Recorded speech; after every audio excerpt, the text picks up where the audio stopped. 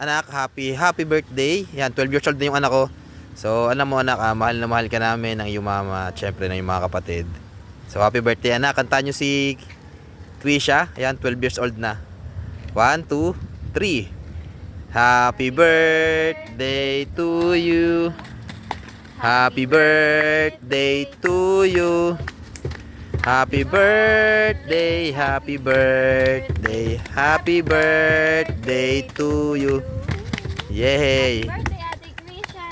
And happy birthday anak. Yan, 12 years old ka na. So, ang laki-laki mo na. Halos nakadana na yung mama. Ilang height na ni Nene? Anong height mo na anak? 5'3"? 5'3" na yung anak ko. So, 12 years old. Kaka-12 pa lang niya ngayon. Ang bilis mong lumaki. So, anak, ang wish ko sa iyo, good health and syempre, makapagtapos ka ng pag-aaral. Ayan, sipagan mo lang at sana honor ka pa rin hanggang ngayon.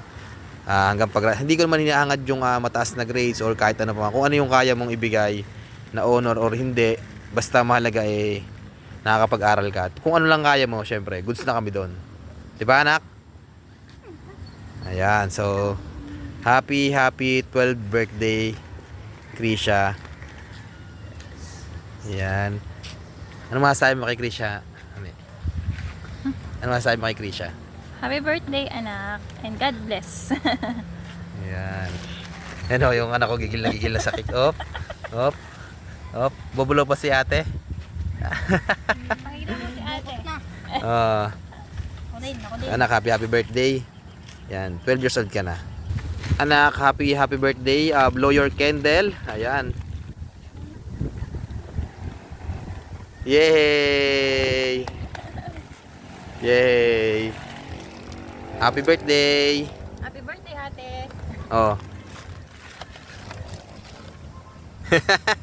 Kinukulit na. Kahit simple lang yung handa natin, ang mahalaga.